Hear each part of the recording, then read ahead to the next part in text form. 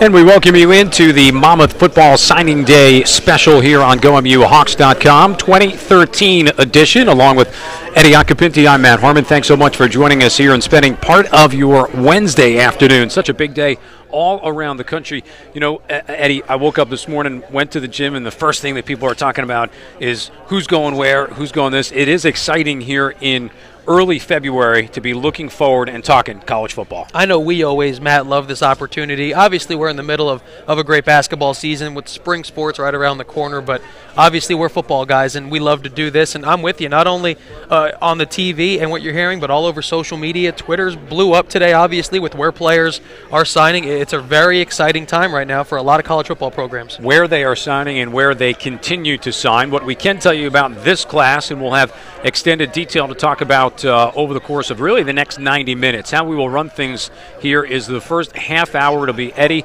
and myself. We'll also talk with Monmouth assistant coach and recruiting coordinator Brian Gabriel. We'll also hear from Kevin Callahan at the podium behind us. He will talk about the class in depth, and then in the last half hour of the show, starting right around 1 o'clock, Eddy and I will be joined by the 20-year head coach of Monmouth football, Kevin Callahan. He and I will talk about things as well. The three of us will, I should say.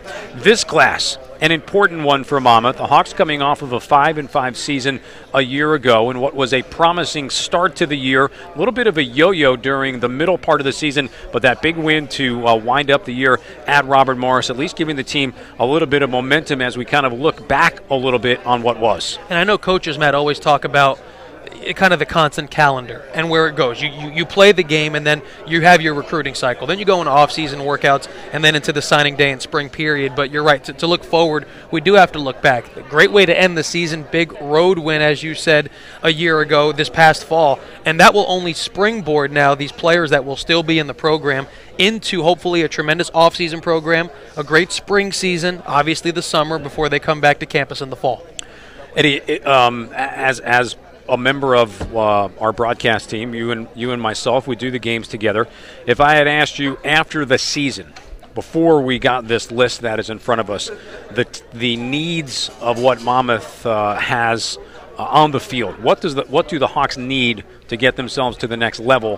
What are some of the things that you would have addressed before we got the list that we have today? You know, Matt, if you asked me that question when the season would have ended, I think the first position or group of positions that we would have spoken about would have been the back seven in the defense, and specifically the defensive backfield. I think we saw this Hawk defense at times last year be successful when they were able to put pressure on the quarterback. But when that didn't happen, a lot of breakdowns in the secondary that we saw every game. So knowing that, now it's easy to say that, but we would have said that obviously at the end of the season. And then after that, you have to look at getting difference makers to help in that linebacking core. And then after that, if you look at the other side of the ball offensively, a lot of still explosive players that are going to be in the program, but you can never have enough help on the offensive and defensive lines as well. I think we'd be remiss if we didn't at least begin the first segment here before we talk about what Hawks are coming in. Some of the Hawks that are on their way out, a impressive class of student athletes at Monmouth will graduate or have graduated. Winter graduation took place in January. Some other players will graduate obviously in May. Some big names on the list and some players that have been here over the course of the last couple of years. Namely, we start with what some would say the most important position on the field in Kyle Frazier. And I think it has to start with the quarterback. And we'll hear different coaches say different emphasis on different positions, but we know things start and end with the quarterback position. And Kyle will leave here as one of the best accomplished passers in school history. A shame he wasn't able to get a Northeast Conference honor in his time here because he was very deserving, especially this past season.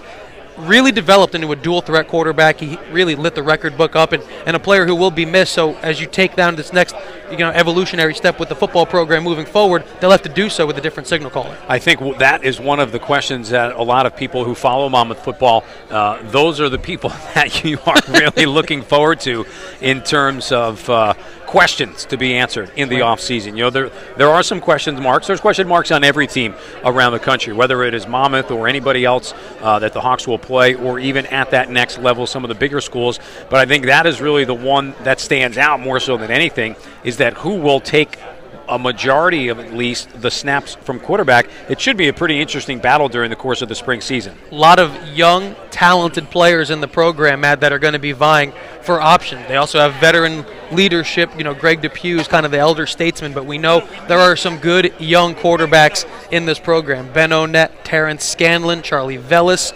The spring is going to be really interesting, and I know you and I do a lot with the spring season for the website for GoMUHawks.com, but we'll have to watch this battle kind of unfold and who will separate themselves, because we know they all do something well, but it'll be that guy that proves to the coaches who can handle kind of the majority of the playbook the most consistently. Nice crowd starting to gather here. We are on the second floor of the Multipurpose Activity Center, right around the Hall of Fame area here at Monmouth. It's where a good portion of the press conferences take place that the school does.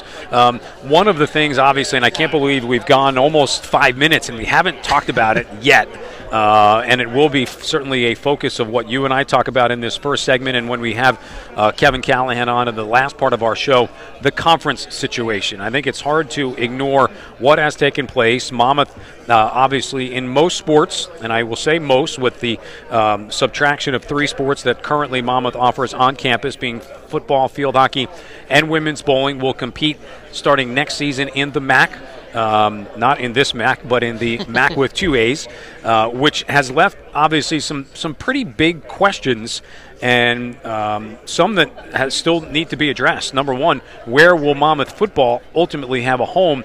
Right now, at least, it appears that the team will play as an independent, the Northeast Conference, of who Monmouth was a longtime affiliate with and a longtime member of. The league has decided to go in another direction in terms of allowing Monmouth back in as an associate member in football, which is certainly their right, but it has left at least next year's edition of the Hawks on the Gridiron with some interesting question marks, and ones that they've never really had to face before. Yeah, and you played in the program, so going back all the way, it was in that alignment of schools. It was always a Northeast Conference school, and played, obviously it was independent those first couple seasons on paper, but played against those teams, and it became a charter member of what ultimately became the Northeast Conference Football League.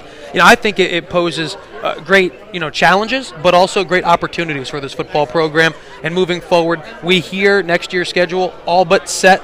Obviously, the games will go on as an independent, like you said, and then we'll have to, wait and see, along with the rest of the landscape of college athletics, where Monmouth and potentially other FCS football programs land. Now, what that does do, in many ways, is I think some would say, well, that really deflates the program a little bit. And I think quite the contrary, to be quite honest with you, because if you look at what Monmouth will have to do in order to elevate their program into the next level, whether it be the next level, the next echelon, should you be in FCS football, that's to add scholarships and maybe change facilities a little bit. I think those have been the 2 question marks about this Monmouth football program and the university as a whole, is when will Kessler Field get a bit of a facelift? It's a facility that is 20 years old, despite a newer field surface at least. And when might Monmouth at least increase scholarships? The decision from the NEC ultimately might lead to the need to do both of those in order to get yourself into a different league, because there's only so much that you could be an independent in FCS football for. Right, and a lot of schools, when you'll see them go independent with the idea, Matt, or the goal of joining another league, and we've seen teams going all the way back even to the 90s do that. When we saw Western Kentucky and South Florida and UConn go independent, well, their goal was to be an FBS, at the time 1A football school. We've seen programs in our level do that. Stony Brook did that. They joined another conference. It's kind of the natural progression, where if that is what you are faced with, you do have to go independent, play your schedule out, still have an opportunity to make the FCS playoffs as an at-large team, and then look and see what opportunities present themselves to you. Stony Brook, probably the best example we could give in recent memory. That could be a correlation to the Monmouth situation here this season. Stony Brook was a team that used to be a Northeast Conference football member, went independent because they wanted to increase scholarships. They changed their facility. They were members of the Big South the last couple of years, have been to the FCS playoffs. A team now that will align themselves in the CAA, which is predominantly thought of as a top to bottom, the best league in FCS football. They, among the University of Albany, who will also leave the NEC and go into the CAA. So they're kind of the they're kind of the prototype, I guess, in a way. Albany maybe a bit of a prototype as well. They've completely changed their facilities here, and I think that's always been the one drawback, is that when other teams or the casual fan comes to Monmouth and watches a game in West Long Branch, they're waiting for the facility to kind of boost itself up a little bit, to have a bit more of a fan-friendly stadium kind of feel rather than just bleachers on one side. And I think that plan is coming, to be fair. Yeah, from what we hear, obviously that is in the works. It's coming down the pike. And to hear things like that, that is a good feeling, to know that the program is moving forward, especially with all the uncertainty that was initially around it. Now to know that things are kind of starting to settle down again, and then we hear from the coaches that it didn't really negatively impact their recruiting cycle at all, really at all. They didn't lose anyone from who they originally thought they were going to sign. And I agree with you. You almost call it that Stony Brook blueprint of doing it. They were successful in the NEC. Then they were successful as an independent, before then ultimately making the jump now into the CAA after a very good run in the Big South, which is a very good football conference. And Monmouth has experience there, playing Coastal Carolina with a home-and-home series a couple of years ago. So it's amazing how literally every day can be something different with this, and we see it at all levels of college athletics. But to now know that it has gotten down to where Monmouth University is, and now it will affect where the Hawks play next year, I think it's pretty exciting. We're kind of dancing around some questions, of which I'd rather save for a little bit when we have on Coach Callahan at the end part of our show, to get into more specifics in terms of where the school is right now in terms of discussions with other leagues, what the schedules will possibly look like for next year and for seasons moving forward. What today is all about, however, is to announce this 2013 recruiting class. And a couple of things jump out at me right from the start. And when we have Brian Gabriel on in the next couple of minutes, he'll be able to get into more detail about it as well. It is a pretty big class. 20 student athletes have signed their letter of intent to come here to Monmouth starting in the summer next year. And for the first time, I think, in maybe ever, I'd have to go back and really look at the stats and the numbers. It is not New Jersey which has the most players coming here next year. 10 student athletes from Maryland will be part of the Monmouth family starting next year. And I'm with you. When you look at the release that we were given, that is the first thing that jumps off, not so much because they have that many players coming in from Maryland, because we know they've developed a nice little pipeline down there, but how wide the gap is between that state and the other ones, as New Jersey, obviously where Monmouth is located, comes kind of in second with 4, and then other states represented, New York, Pennsylvania, Connecticut, and Virginia. But I'm with you. That kind of popped off the page when I was reading this last night, and Monmouth has had a lot of success down there. Look at some of the players that they've gone down there to get, all conference caliber players. Dino Molina as an offensive lineman comes to mind. We already mentioned Kyle Frazier. They've been able to go down there in an area of Maryland with a lot of talent and get really good impact players. Well, that's obviously the hope here. If you're just joining us, you are watching live on GoMUHawks.com. This is the 2013 Football Recruiting Day, Signing Day special.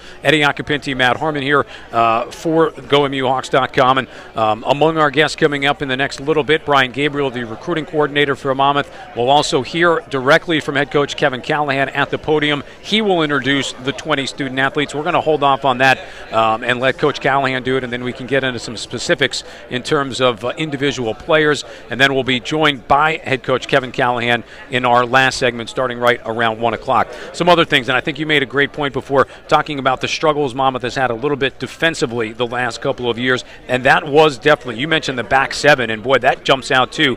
5 defensive backs, 3 linebackers among the breakdown by position. So the thought, whether it was you sending vibes back to the recruiting or you going back and knocking on the door a little bit, message heard, and in this case at least, message delivered. And I think one of the problems, Matt, with the unit this past year was injuries. Obviously the defensive backfield didn't have its full complement of healthy players all year. We know Elijah Phillips was banged up for part of the year. Reggie Hildebrandt Jr. was injured as well. And this was after a year they had to replace Jose Gums. So not an easy thing to do. And this is the easiest way to do that, is to go out, recruit players.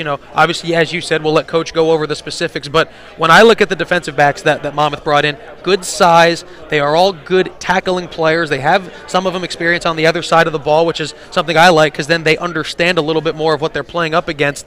But we saw it on the broadcast this year. That area had to improve, and you hope that these 5 student athletes will help do that. Well, I say this: 5 defensive backs, 3 linebackers, and 2 defensive linemen.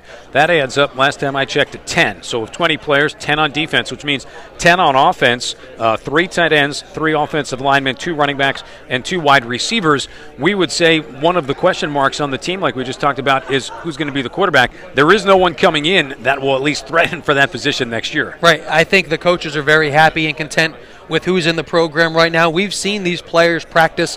I think one of these guys, again, will have to separate, but maybe we see what we had the first year that we did the games on the Shore Sports Network together when there was a platoon situation. We saw Kyle Frazier at the time split time with Andrew Mandeville. They had different talents, that kind of mesh. Different offense now, different terminology, and it'll be really fun to watch spring ball. I know we're going to definitely be in tune with it to see kind of who separates themselves, because there is the veteran presence to it, but some of these younger players have shown some real promise. Monmouth spring practice, by the way, beginning on March 26th. That is a Tuesday. The spring game, at least right now, is set, and that could certainly change on Saturday, April 27th. There'll be scrimmages, and obviously you can catch all the information at GoMUHawks.com to get the most up-to-date schedule that you can. It is certainly an exciting day. It's an exciting day for these 20 players, an exciting day for anyone who's involved with college football. That goes anywhere from the highest level, Division I, to all the way down to Division III. Students kind of making decisions in terms of where they're going to go, and everyone wants to be in a part of this signing day kind of day. It's always the first Wednesday in February, and it's one that we certainly look forward to. A couple other things that we can get into before hopefully we'll be joined by Coach Gabe in just a second to get into some more of the specifics. We talked a little bit about the high number of Maryland players and just 4 from New Jersey. And again, the fan that has followed Monmouth football for the last 20 years would probably say the reason you have had success is you've done pretty well in your own backyard, the backyard being Monmouth and Ocean County in the Shore Conference. This year, just one player, Mary Matagata from Freehold Township, the only player that is signed for Monmouth this year. Yeah, and that's something that I know that we always keep an eye on. And what I do, I love having local players around, because then they want to come out to the games. But yeah, just the one player. I actually had a chance on one of his visits to meet Manny, to see him and his family. He's a very good-looking athlete, listed at 6'5". I even say he's a little bit bigger than that. Had a really good impact year this year in Freehold Township, and a player that I think will benefit from the scheme, Matt, that Monmouth wants to run. I know he put up big numbers in high school, and he's a very talented player, but the Shore Conference, as you said, normally there's a handful of players every year, and I think it was a weird year on the Shore this year. I know they had a few players that went FBS, and then after that, kind of a weird mix of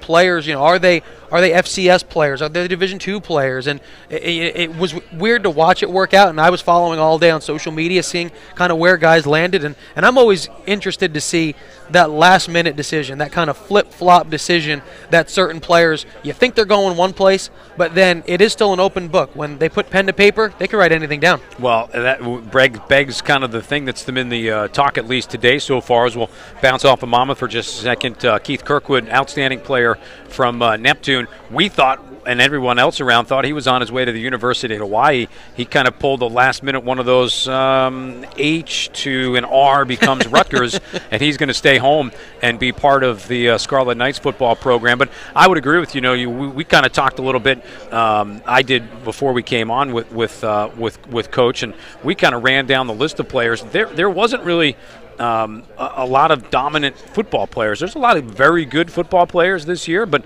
not a ton of those 1A to FCS type level players. I think we ran our count up to about 10 or 12 and it kind of stopped there, where in years past you might get close to 30 in terms of players that are going either FBS or FCS. This year, just not the situation in the Shore Conference. Not the situation, but also it should be worth mentioning that, yes, it is signing day. This is the first day that recruits can fax and yes, they still use fax machines, fax their NLIs to these programs, but it doesn't necessarily mean you have to make your decision today. You can wait, you can sit on things, and we saw a couple of years ago a big-time recruit that ended up at the University of Miami did that, verbal to Minnesota, and then he kind of sat on it, waited a couple weeks, created this buzz, which the guy's probably a heck of a marketer, before ultimately signing with the Hurricanes, and that's worth mentioning. This class is the announced class today. All NLIs have been received, but things could change. You never know. Did you take notes on the marketing campaign? I did. I was going to reach out to him, but it might be a violation. I couldn't do it. Waiting on Brian Gabriel to come join us here in the next minute or so before we'll turn things over to Coach Callahan at the podium right around 12:30. He will introduce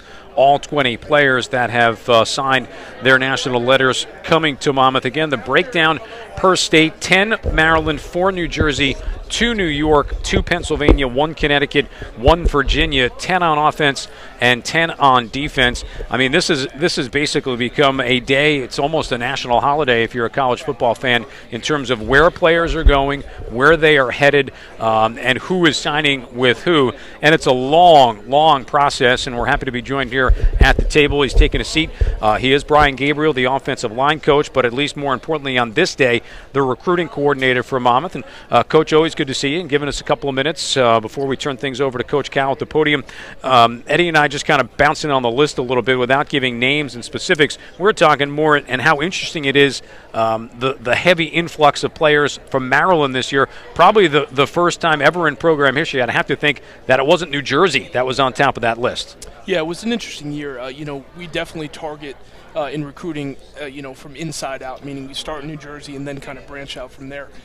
Just when you throw guys, film up against other guys, and this year Maryland was, just had a lot of great players that were great fits for us. Maryland has been our key secondary area, probably one of the main areas, and you've seen that in the last few recruiting classes. And this year I think it's very, apparent that very good football played down there, and we had a great class of guys from that area. Coach, when you look at the breakdown pie position, it's one of those things that so many of these guys play both sides of the football. They're probably among the best players and not the best player on their high school team, so they're probably playing both ways. When you talk to certain players, how difficult is it maybe for them or you to decide what side of the football they might be better off served? I mean, you think, hey, I play defensive back, but I love catching the ball and I want to be a wide receiver, and you guys might think otherwise. Yeah, that's always an issue, especially with the skill guys. A lot of times with linemen, it's kind of a little more clear-cut, whether they're an offensive guy, defensive guy. And when you recruit guys, some schools are looking at them maybe as a D-back, some guys are looking at as more of a receiver. So that's very interesting. And, one of the things you have to decide when you're recruiting guys, is he good enough just player to take him wherever he would want to play? Or the other thing is, do you think that you need, to bring in 3 D-backs in this class and you've already taken 2 receivers, so you need to just recruit a guy who's comfortable with playing defensive back. So that's always part of the equation.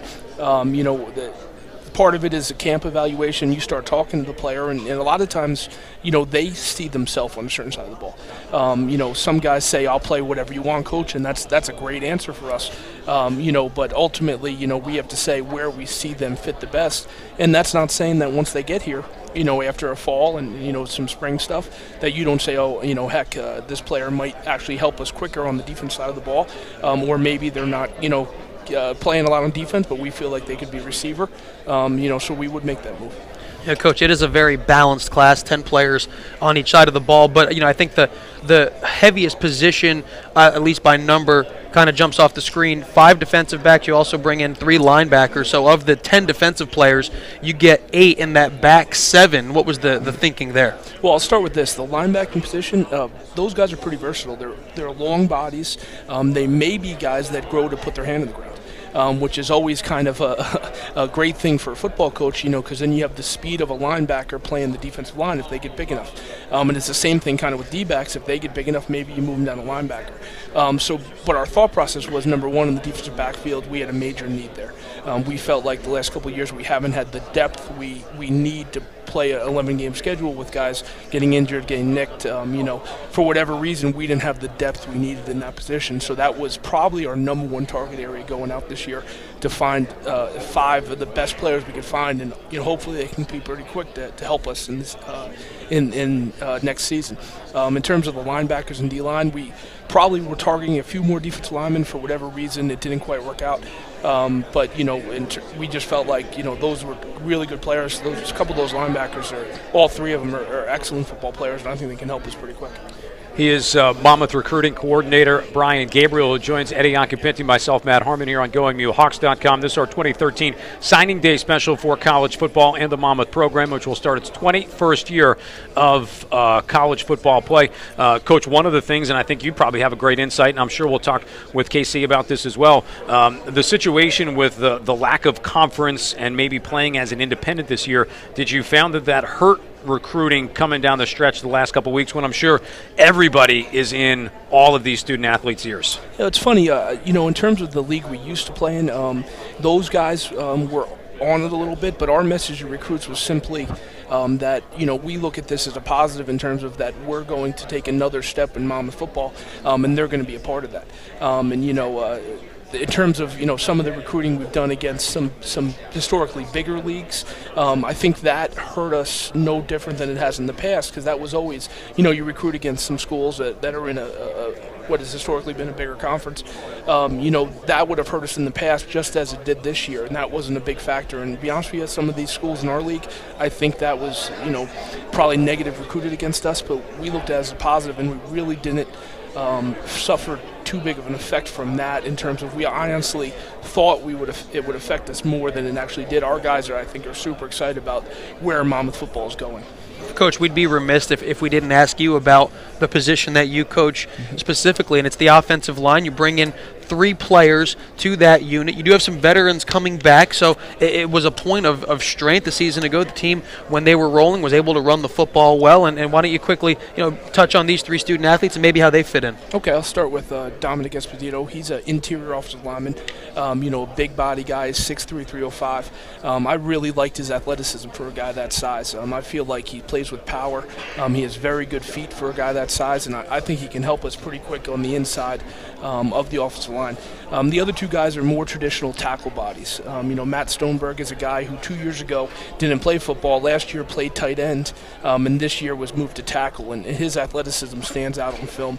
I really think his best future is in front of him, especially his growing into his body and continually hit the weight room. He's a guy who was 240 2 years ago. Now he's 280.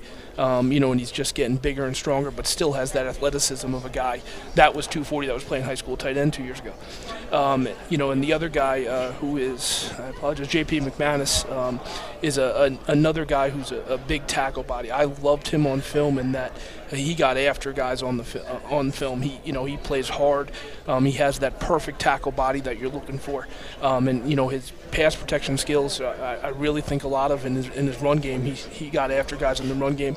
He even had a pass he caught this year and ran for about 20. So pretty impressive. It was a tip ball, but he did a pretty nice job on it. So, Coach, the way that you're talking about some of those guys, what they were a year ago, and then they mature a little bit and they put on some weight, kind of leads me into something else. And right now these 20 names, they're just that. They're names on a piece of paper. They're highlight films that you guys have seen. They're visits and getting to know them on a personal level as well, taking a look at transcripts. But to us, at least, they're names on a piece of paper. At what point do you feel comfortable maybe giving a grade to a recruiting class? I'm sure that's something that, as players kind of move from year to year. I mean, even if you go back to last year's class, there weren't many freshmen that played, so it's really not until this season we see some of those players make an impact.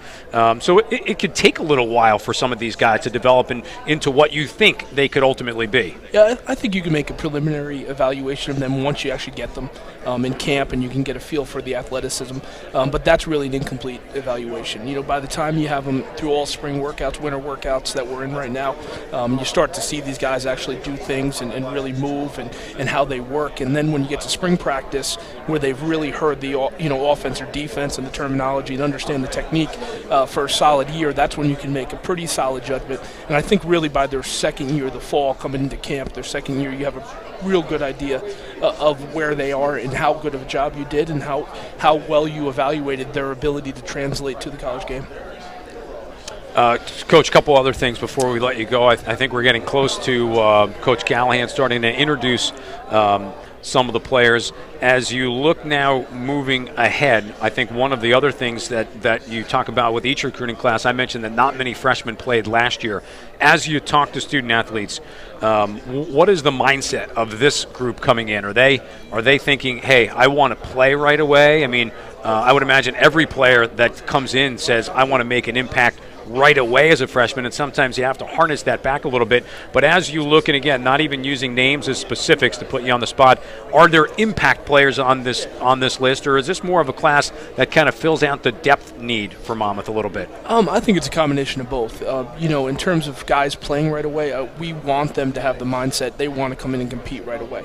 I don't think it's realistic in a program of 95 guys and classes before them that have been very good that they can necessarily do that based on the depth of the position. position, but we definitely want them to come in and compete right away. Some guys understand that there is a redshirt year in there, and that's the year they really have a chance to develop physically and kind of change their body from high school guys to college guys, and they understand that as well. But ultimately, we do feel like there are guys, especially in some need positions, like I said, the defensive backfield, that are going to need to compete right away. As you saw us last year, did play a freshman in the defensive backfield, and I would be surprised if one of these guys weren't able to help us pretty quickly. And I can't say which one it is yet, but I sure hope one of them can. In terms of the offensive line, which I can speak to specifically, this year we're looking at graduating 3 guys from the offensive line that should be returning starters from last year's team. So moving forward this year, might be a redshirt year for these offensive linemen. They kind of have a chance to, get to know the technique and the scheme that we're trying to do. But by their redshirt freshman year, by next fall, they should be ready to compete and step on the field. And that's why, that's kind of my timetable for them. By the time they're in the spring of their freshman year, they got to be able to compete. And with us losing 3 guys, these guys we're going to call on 1 or 2 of them to help us and to play for us. Coach, we appreciate you swinging by, giving us a couple minutes. Enjoy the rest of the afternoon. Looking forward, you got it already circled on my paper here. Tuesday, March 26th, spring ball starts. I know things are busy right now with winter workouts, but I'm sure you're looking forward to getting everybody back outside too. Yeah, this is a tremendous day for us. It's the end of the cycle for this year's recruiting class, and we worked on this class for 18 months. So all these guys that are signing with us today, it means a lot to us, and having them join our family and being part of the Monmouth football program.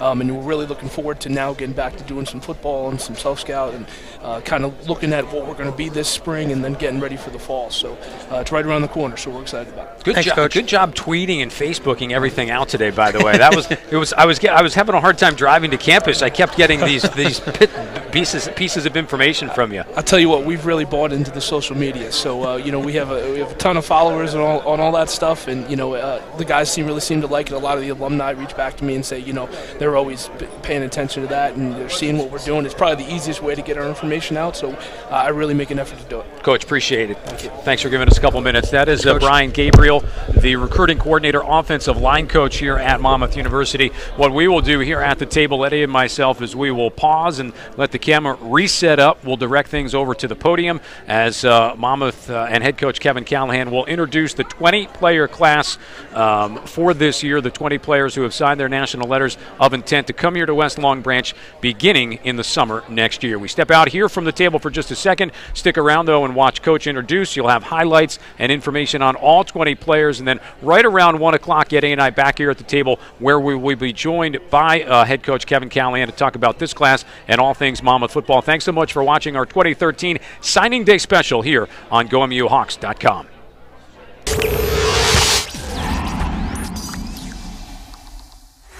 And we welcome you back here. Eddy, Occhipinti, Matt Harmon at the table as head coach Kevin Callahan just running through all 20 names and announcing all 20 members of this 2013 recruiting class. You are watching live on GoMUHawks.com, and we'll be joined by the head coach in just a second. But after looking at the names, and the highlight film has continued loop behind us actually on the basketball floor, getting a look, Eddie, at what Monmouth hopes is a pretty good recruiting class. It looks like they have done their due diligence, the way that things have talked about, not just athletically but also academically. It seems like a pretty complete class when you hear Coach talk about it. Yeah, Matt, and we know, and you played in the program, so you know more than anyone the emphasis that Coach Callahan not only puts on the football field, but on being a complete student athlete, being an ambassador for the program, and being a proud member of the university.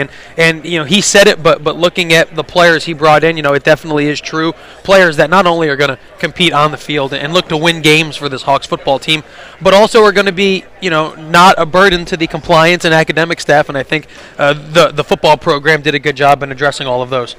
As you look and as the discussion was, some of the media members chiming in, some of the things you and I had talked about in the first segment of our program, the lack of New Jersey players, maybe the lack of short conference players will be something that we'll talk about with Coach as well. But, we've got some other things to talk about with him as well. We'll be able to get into leaving the Northeast Conference, the increase in scholarship, where things stand on facilities here at Monmouth and Kessler Field. So looking forward to when he comes over and sits down with us, which should be as he makes his way through what was a pretty nice turnout today here for signing day. A lot of people able to come out and talk Monmouth football, which I think is very important because as we are smack dab in the middle of basketball season, and as you talked about briefly, spring sports start pretty quick as well.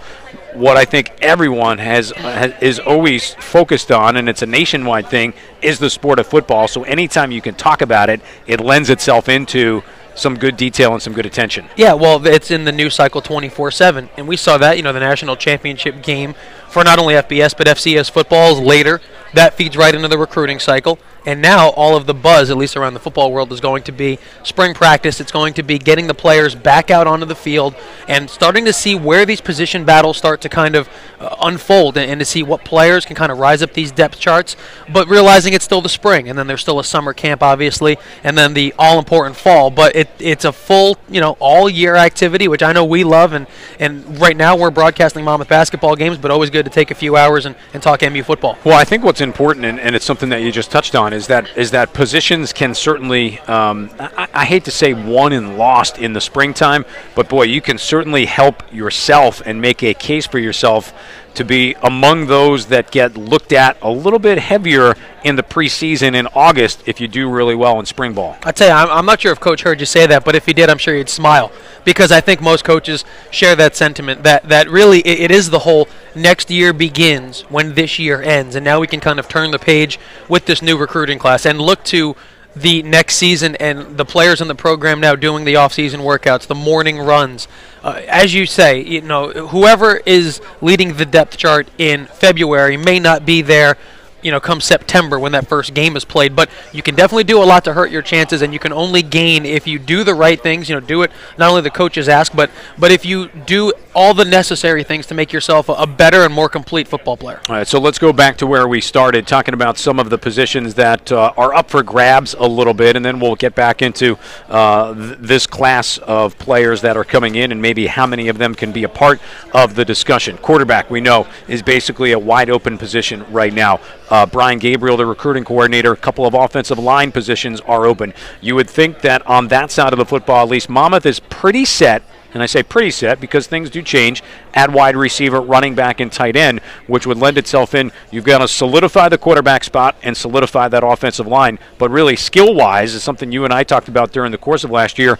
Top 3 running backs are back from last year. 3 of the 4 top wide receivers are back, minus Tristan Roberts. So in those skill areas, you're in pretty good shape. And even the player on the skill side that is probably your biggest one to lose, and tight end Tyler George, well, then you look at who he's going to be replaced by, and it's Mike McLafferty, who I think if you talk to the coaches, talk to people around the conference, they're going to say, you don't lose anything going from one to the other. And then you have Evan Ruane and other players like that are kind of ready to step up. And, Matt, I know we went over it on the broadcast this year. That was really the strength of this team for a while, was when both running backs, all 3, if you count, Pete Nagy along with Julian Hayes and KB Asante, when they were rolling, that was when the team was at their best. When Neil Sterling and the rest of the receivers and Eric Sumlin and Thad Richards and crew, when they got going, that's a really hard unit to stop. So I would say, if you're one of the running back and wide receiver recruits watching us right now, we're not saying things are set in stone, but this is what is coming back next season, and then obviously the work ahead of them. So obviously you could still get on the field. It's all in what they put into it. Probably could be a reason as well. 2 running backs, 2 wide receivers among a 20-person class. And we talked about the emphasis on the defensive side of the ball, and we can switch gears there a little bit as 5 new D-backs and 3 new linebackers part of this 20-person class. And the way that Coach just described some of them, as you just watched on GoMUHawks.com, pretty athletic group. A lot of players that I noticed that could play, in the secondary. You could be a safety, you could be a corner. Maybe you're a nickel person. Sometimes teams, and Monmouth among them, could go 5, 6 defensive backs. And as we have learned the last couple of years, and you made the point in our first segment, it's probably an area that you can never have too many athletes, because even though you might not be in the top 6, those guys, if you're 7, 8, and maybe even 9, what those guys do is they fill out a lot of your special teams units because they can run down the field, they're good athletes, and they can can tackle, and that's where usually younger players, freshmen coming in, sophomores who maybe didn't see a whole lot of time last year, can make their mark. And that's what another unit, we didn't talk about it in our first 30-minute segment, but that's another unit that I think we'd both like to see improve this upcoming year is coverage of kicks. And I think these players, as you said, they'll kind of look to contribute early on in that area, but you can never have enough certain positions. Obviously, offensive line. You can never have enough defensive backs. Knowing that more teams today than in the past couple of years will play base 3 and 4 wide receiver sets, and the emphasis on those defensive backs to be good tacklers, because we see it when we do the games. Some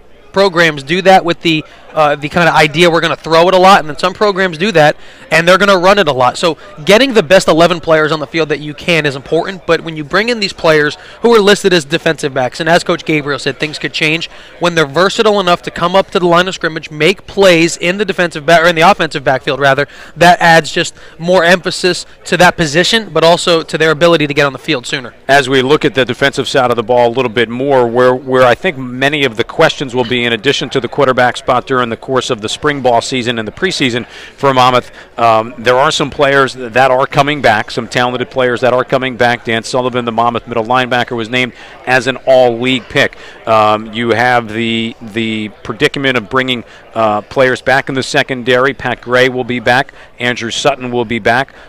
We started to see the emergence a little bit of players like Anthony McDonough. I heard so many good things, though he redshirted this past year, about Darnell Leslie, a player on the defensive line, defensive end. So you wonder how many new names will start to emerge along with some of the names of players that are back. I mean, this is a team that, even though they have some holes to fill defensively, they will bring back some familiar names from the last couple of years. And they'll bring back the majority of the players who not only played, but played really important big minutes for this program. And I think that's what now, yeah, it's signing day, but now the next step in the program is those players who we were talking about a year ago and 2 years ago, where they'll be come fall practice. Because if they develop as the coaches want, and if we know they can, then you add them in with this talented group of newcomers, and then, as Coach said, you may see a handful of these players contribute right away. I know we saw it last season with some players, so they have experience, but also some of these guys that have been around a year or two. I think this will only motivate and push them. And as we've talked about, and we'll get into in the next couple of minutes, we'll talk about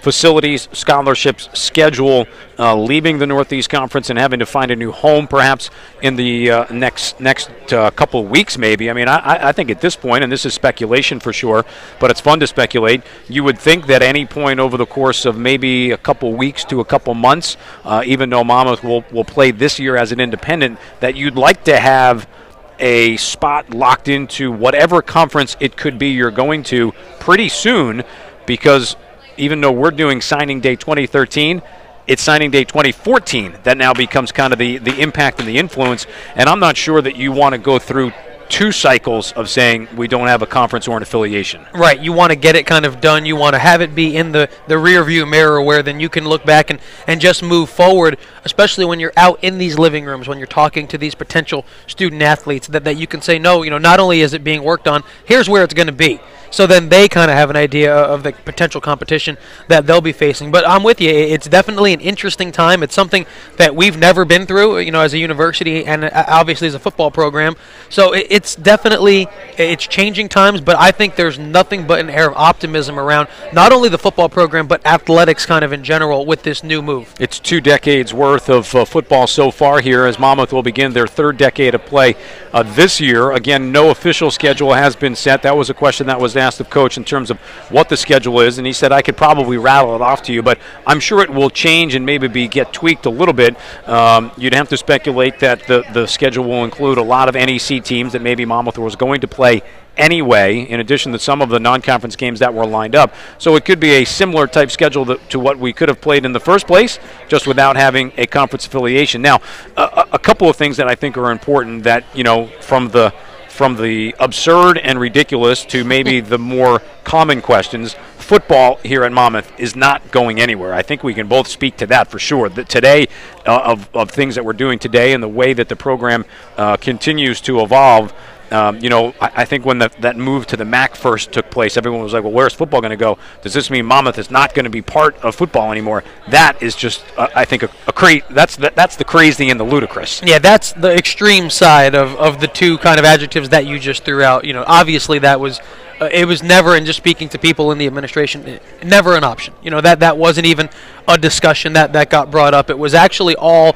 right, this is the kind of hand that we've been dealt, and Monmouth on record is saying, they would have liked to remain a Northeast Conference football member, but all the cards falling the way they did, I think, and we said it earlier, this will only be a benefit to not only this program but the university as a whole, and it definitely will present, like we keep saying, it's new challenges, but it'll be new opponents, new venues, new places to go to. I know we're excited about that because we get to kind of see more of what the FCS football landscape will have to offer. Now, now we go from the kind of the ridiculous and the absurd to maybe the more common and thought out parts of the discussion, and that is, at least for this 2013 season, because Monmouth will play as an independent, does that mean they can't qualify for the FCS playoffs?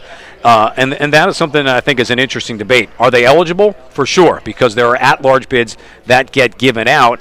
Is it tough to get in as an at-large? I think if you were honest to yourself and to the program, you'd probably have to say, for this year, it is. Oh, absolutely. Obviously, no. And we're going to be joined by the head coach of the Hawks, Coach Callahan, right now, and we'll get him set up. But, Matt, it is it's still a possibility, obviously, because the Hawks do obviously compete at the FCS level. But with no auto bid, it will be an at-large opportunity. And we know. Am I too loud, or are you too loud? You're very loud right now. I'm too loud in Coach's that's kind of all the time, though, isn't it, Coach? You deal with me in the office every day. You know that. Are we both loud for you?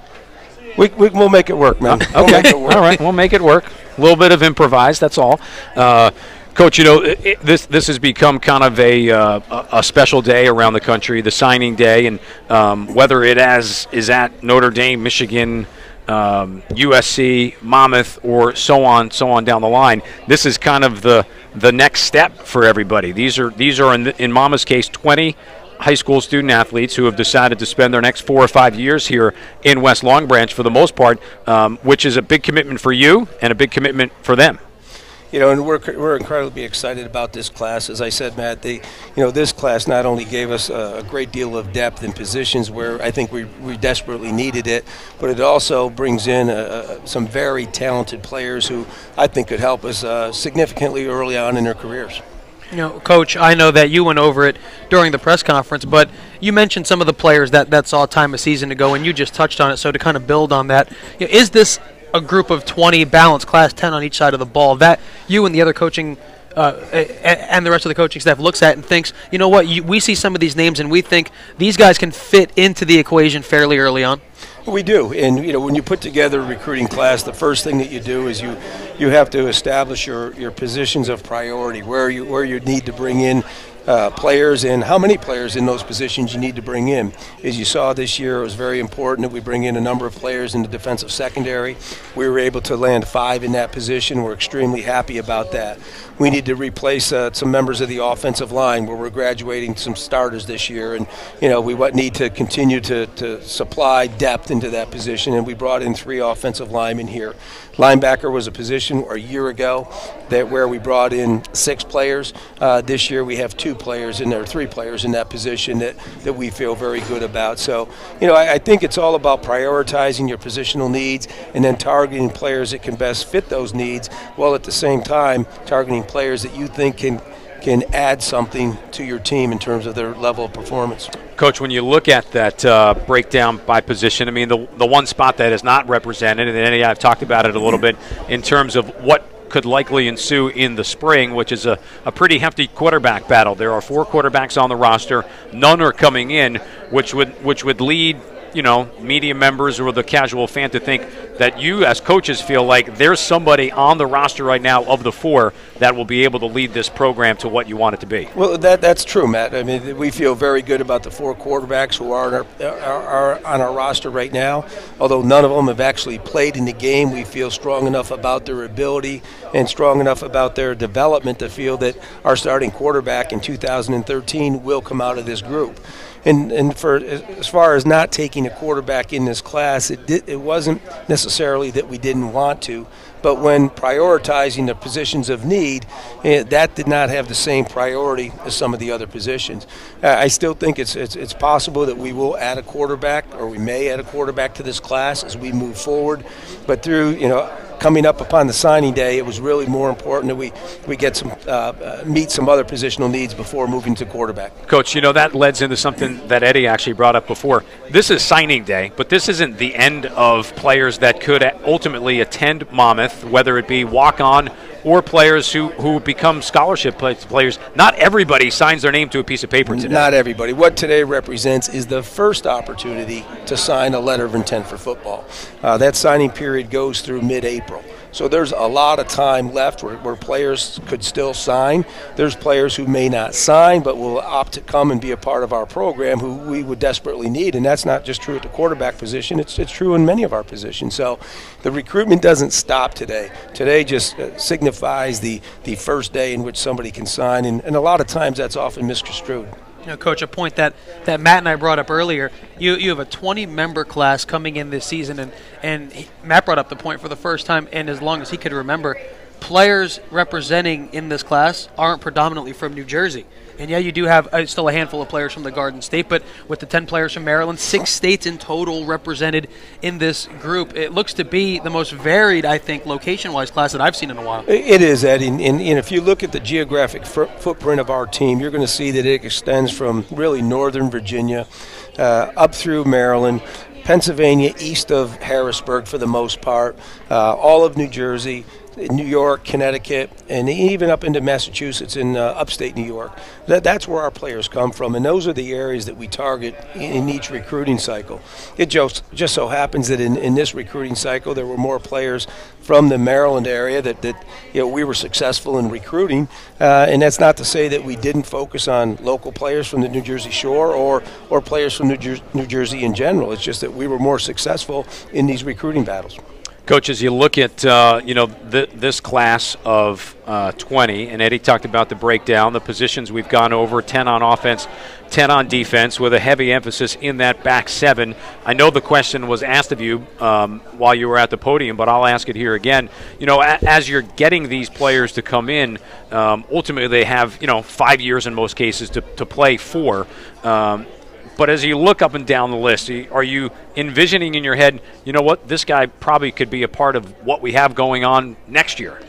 I think in the positions where we may, lack some depth on our current roster, players coming in those positions may have a faster opportunity, if you will. Our approach is not to predetermine who's going to not play or who will play this year. We give everybody the opportunity to come in and compete to play right away. If they're not going to figure into the plans early on or certainly by midseason, then we're going to have serious consideration about just playing them for a game at the end of the season. Coach, for the first time in the program's history, won't be a Northeast Conference school. Matt and I went over that already. While you were on the road recruiting, any different challenges, any new things that maybe you saw that you didn't have to worry about a year ago? Well, not as much as new challenges. I think, our coaching staff did a very good job of getting out in front of this whole thing regarding conference affiliation. We're looking at it as an opportunity to grow as a football program, to become part of a bigger and better conference. Yes, we won't be in the NEC, and we have a lot of long-standing and good relationships with the football programs and coaches and people in the NEC. We will still probably play many of those schools moving forward. I don't think that you'll ever see all of them on our schedule in any one year again, but we will continue the relationships that we have. The challenge is not having a league that we are a part of as we recruited, but we feel very, very good about where we're going. We can't really make any announcements or give any indications of that right now, but we feel very good about it. And I think that, moving forward, we will be in a better place. Coach, it was something that we were talking about right before you came on, and you're watching the 2013 Recruiting Day special here on GoMUHawks.com. As Monmouth now moves forward, how quick, and your timetable may be quicker than some of the others here, how quick do you think an announcement needs to take place that says Monmouth is going to be part of XYZ conference. So, I would think that at least for this year, it probably doesn't impact it too much. But you don't want that. You don't want it to be something that lingers because, as we said before you came on, the recruiting for next year kind of starts already right now. It starts today. It starts today, if it hasn't started already. To answer your question, I think it's important that we announce it, and the sooner the better. Without being able to put an actual deadline or date on that, I think the sooner that we could make an announcement, the sooner it's going to put concerns and potential fears to bed, and it's going to put them to rest, and they won't be a factor anymore. As I said, Dr. McNeil is working diligently, as is President Gaffney, to move into a conference affiliation, and I feel fairly confident that something is going to occur here in the very near future. Coach, kind of bring things back to the spirit of the day with National Signing Day. Matt and I kind of talked about not only these 20 players, but, last year you had a few players see time, I think, early in their career. And now where is, in your opinion at least, the Monmouth football program, knowing you're getting these 20 guys to be put in, and knowing also who's leaving the program? If I was to ask you, what would you say the state of the Monmouth program is? Well, I think if you look at the 20-year history of the program, what you see is a series of steps. There were the initial formative years, starting in 1993 and going through maybe 1996. In 1996, you saw the creation of the NEC in football. Monmouth became one of the charter members of NEC football. Then you saw us catapult to league championships in 96 and 98. Then we got into the early 2000s, 2001, 2002, when we went away from giving need-based financial aid to giving need-based athletic scholarship money, much like the Patriot League model. And that allowed us to take a third step and start playing scholarship programs and going toe-to-toe with people from the CAA and people from the Patriot League and others. And then I think in 2005, or after the 2005 season, we went to outright athletic scholarships, albeit at a reduced level of 13. That allowed us to start playing the Delawares, the Villanovas, the Maines, the Old Dominions, the Coastal Carolinas that you saw on the schedules in 2006, 7, 8, 9, and up to the current day. And now you're seeing with us moving beyond the Northeast Conference and increasing scholarships as we go, you're going to see the opportunity for us yet to take another step and to grow even further. And it's very realistic that within a 2 and certainly a 3-year period of time, we could be playing FBS level schools.